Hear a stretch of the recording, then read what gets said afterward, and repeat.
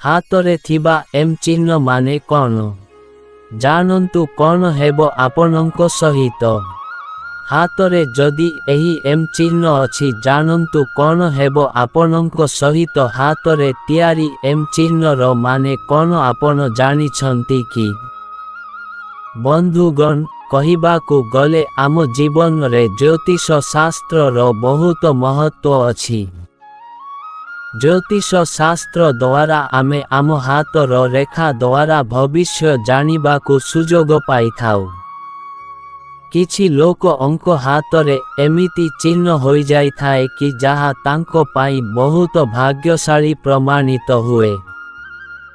ସ୍ୱଭାବ ଯାହାଙ୍କ ହାତରେ ଏମ୍ ଆକୃତିର ରେଖା ଥାଏ, ସେମାନେ ବହୁତ ଚାଲାକ ଆଉ ବୁଦ୍ଧିମାନ ହେଇଥାନ୍ତି। ଏମାନେ ସବୁବେଳେ ଅନ୍ୟର ସାହାଯ୍ୟ କରିବାକୁ ଆଗକୁ ଆସିଥାନ୍ତି।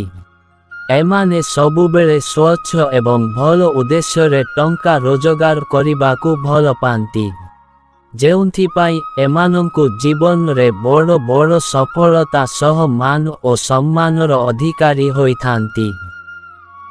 ଧନ ଦୌଲତ ହାତରେ ଯେଉଁମାନଙ୍କ ଏମ୍ ଚିହ୍ନ ଥାଏ ଜୀବନରେ ବହୁତ ଟଙ୍କା ପଇସା ରୋଜଗାର କରନ୍ତି। ସେମାନଙ୍କର କାମ ସଫଳ ହୋଇଥାଏ, ଯାହାଦ୍ୱାରା ଏମାନେ ଆର୍ଥିକ ଲାଭ ପାଇଥାନ୍ତି ଆଉ ଜୀବନରେ କେବେ ପଇସାର ଅଭାବ ଜାଣିନଥାନ୍ତି। ଭଲ ପାଇବା ହାତରେ ଏମ୍ ଚିହ୍ନ ଥିବା ଲୋକମାନଙ୍କୁ ଜୀବନରେ ସବୁବେଳେ ପ୍ରକୃତ ଭଲ ପାଇବା ମିଳିଥାଏ, ଆଉ ସେମାନେ ସେମାନଙ୍କ ପ୍ରେମିକା ପ୍ରେମିକଙ୍କ ପ୍ରତି ବି ନିଷ୍ଠାବାନ ରୁହନ୍ତି। ଏମାନେ ସବୁବେଳେ ତାଙ୍କର ସବୁ ଜିଦି ଇଚ୍ଛାକୁ ପୂରଣ କରିଥାନ୍ତି ଏବଂ ଏମାନଙ୍କୁ ଲଭ୍ ମ୍ୟାରେଜ୍ କରିବା ବହୁତ ପସନ୍ଦ ହୋଇଥାଏ। ବର୍ତ୍ତମାନ ଦେଖନ୍ତୁ ତ କ'ଣ ଆପଣଙ୍କ ହାତରେ ବି ଏମ୍ ଚିହ୍ନ ଅଛି କି?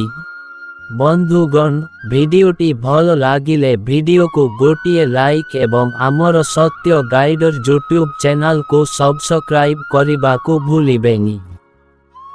ଧନ୍ୟବାଦ। ଜୟ ଶ୍ରୀକୃଷ୍ଣ।